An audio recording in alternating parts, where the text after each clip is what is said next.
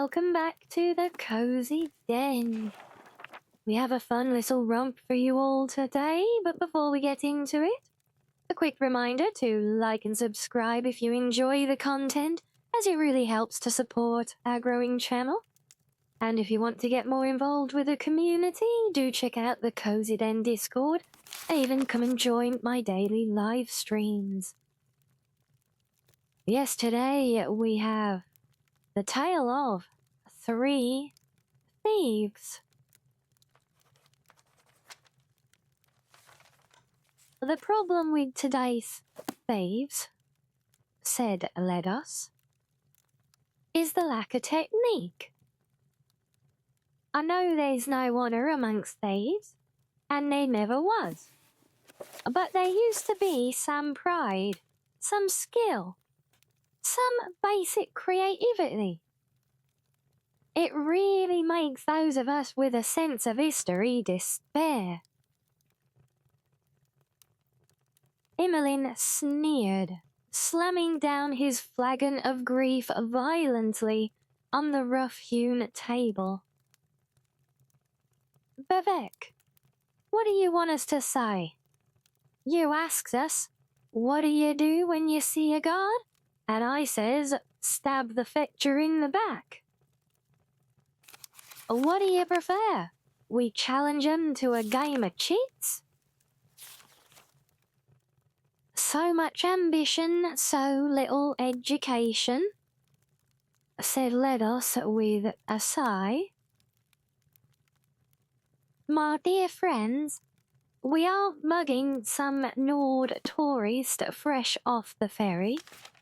The Cobbler's Guildhall may not sound intimidating, but tonight, when the dues collection is housed there before being sent to the bank, the security's gonna be tighter than a quammer's arse. You can't just stab at every back you encounter and expect to make it into the vaults. Why don't you explain specifically what you'd like us to do then? Asked Galsaya calmly, trying to keep the tone of the group down. Most locals at the Plot and Plaster Corner Club in Tel Aroon knew enough not to listen in. But she knew better than to take any chances.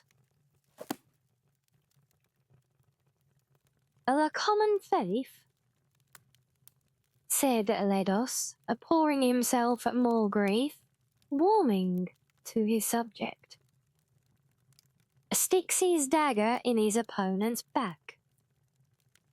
This may slay the target, but more often gives him time to scream and drenches the attacker with blood.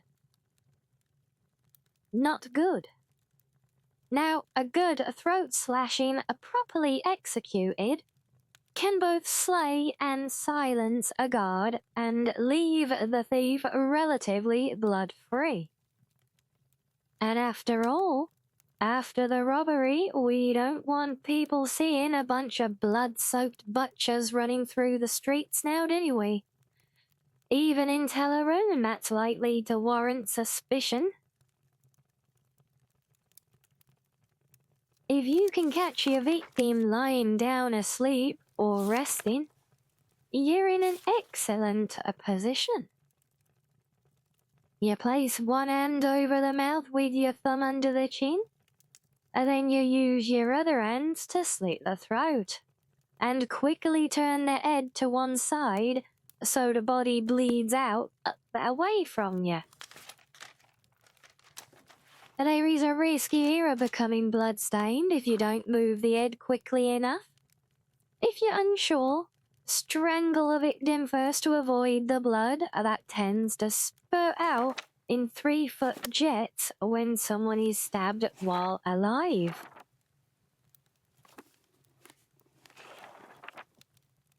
A very good friend of mine, a thief in this whose name I won't mention, swears by the strangle and slash technique he does.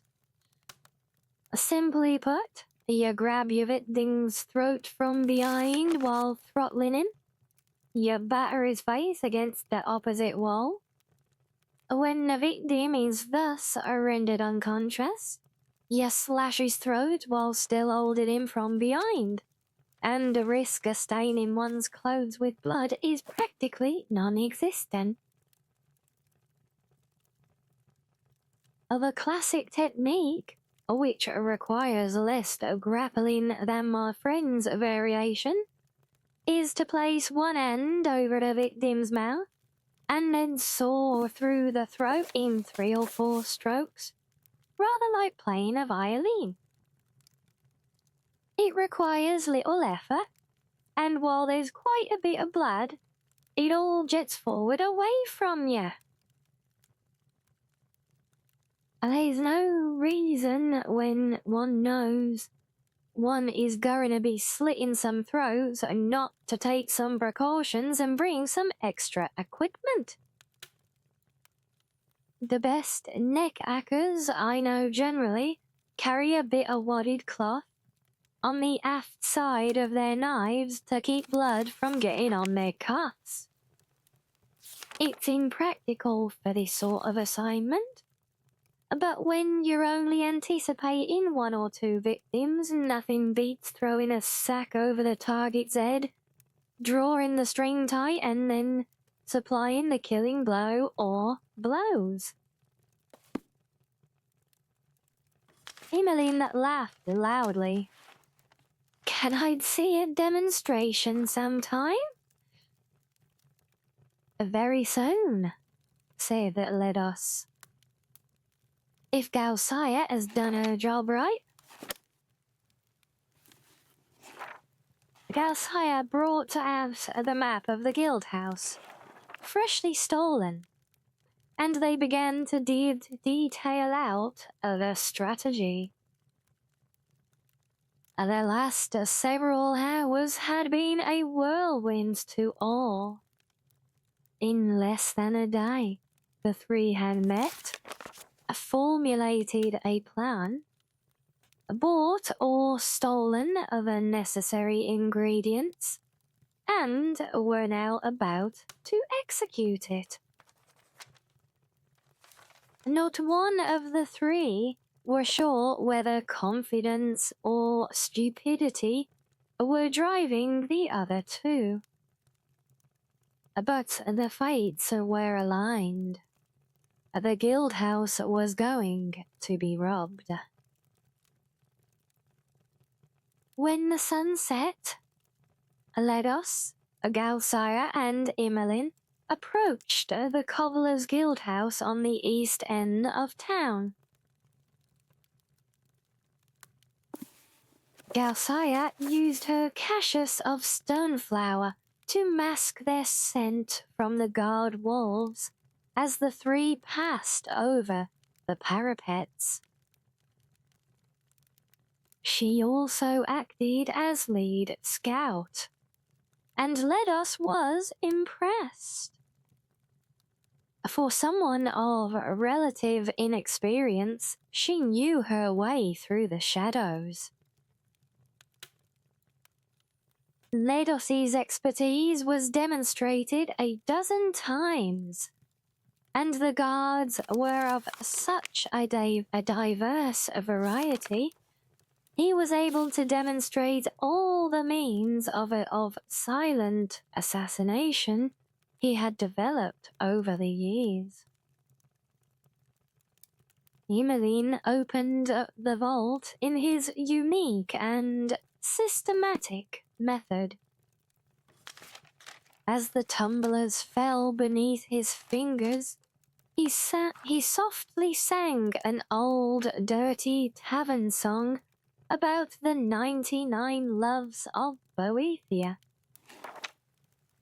He said it helped him to focus and organize different or difficult combinations. Within seconds, the vault was open and the gold was in hand.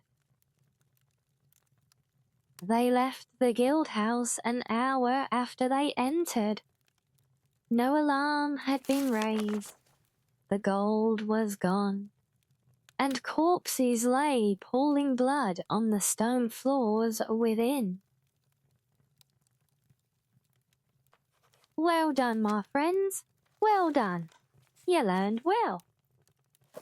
Nedos said as he poured the gold pieces into the specially designed compartments in his tunic's sleeves, where they held fast with no jingle or unusual bulges.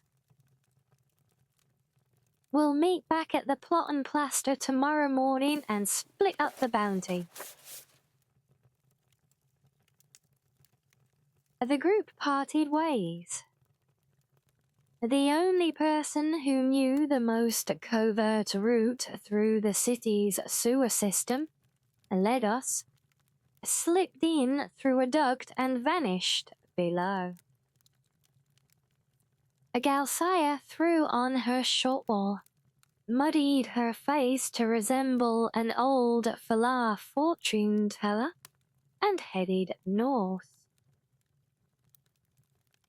Emmeline headed east into the park, trusting his unnatural senses to keep him away from the city watch.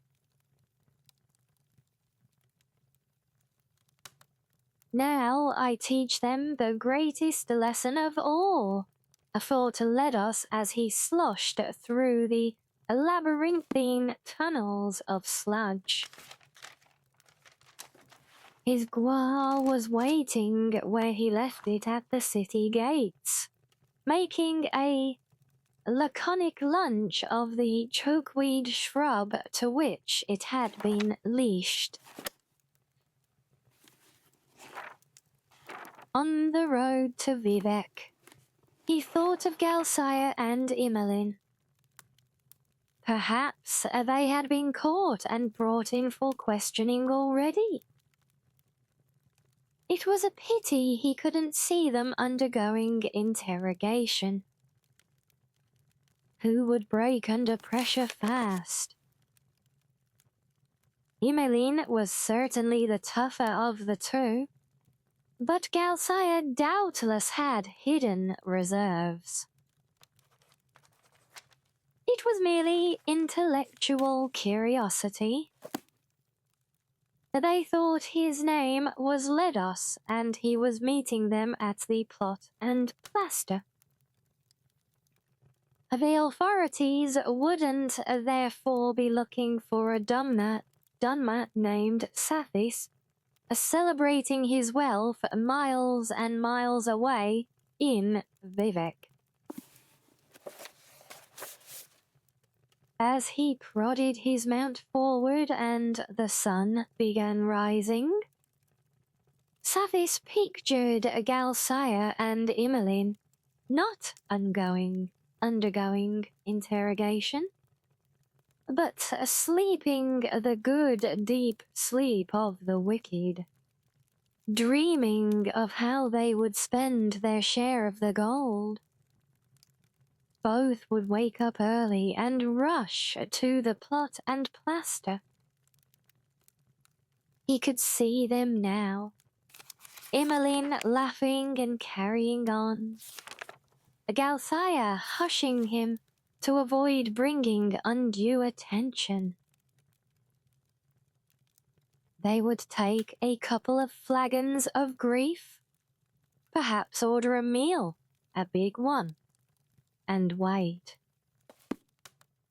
Hours would pass, and so would their moods. The chain of reactions that every betrayed person exhibits: nervousness, doubt, bewilderment, and anger. The sun was fully risen when Sathis reached the stables of his house on the outskirts of Vivek. He reined in his guar and filled its feed. The rest of the stalls were empty. It wouldn't be until afternoon, when his servants returned from the feast of St. Rilms in Gnissis. They were good people, and he treated them well. But from past experience, he knew that servants talked. If they began to connect his absences with thefts in other towns, it was only a matter of time before they would go to the authorities or blackmail him. After all, they were human. It was best in the long run to give them a week off with pay whenever he was out of town on a business. He slipped the gold into the vault in his study and went upstairs. The schedule had been tight, but Sathis had given himself a few hours to rest before his household returned. His own bed was wonderfully soft and warm compared to the dreaded mattress he had to use at the canton in Tel Aroon. Sathis woke some time later from a nightmare. For a second after he opened his eyes, he thought he could still hear Imolin's voice nearby, singing the 99 Loves of Boethia. He lay still in his bed, waiting, but there was no sound except the usual creaks and groans of his old house. Afternoon sunlight came through his bedroom window in ribbons, catching dust. He closed his eyes. The song returned, and Sathis heard the vault's door in his study swing open. The smell of stoneflower filled his nose, and he opened his eyes. Only a little of the afternoon sunlight could pierce the inside of the burlap sack. A strong but feminine hand clamped over the mouth, and a thumb jabbed under his chin. Just as his throat opened and his head was shoved to the side, he heard Galsaya in her typical calm voice. "Thank you for the lesson, Sathis." And there we have it, guys. Hopefully a fun little classic tale of thievery there for you all. And hopefully I didn't botch my poor accent attempt too badly to drive all of you off. But that will do us for today. So remember, if you have any requests or suggestions for what you would like to see us read next on the channel, then let me know in the comments below. But until next time now, my cubs, stay cozy.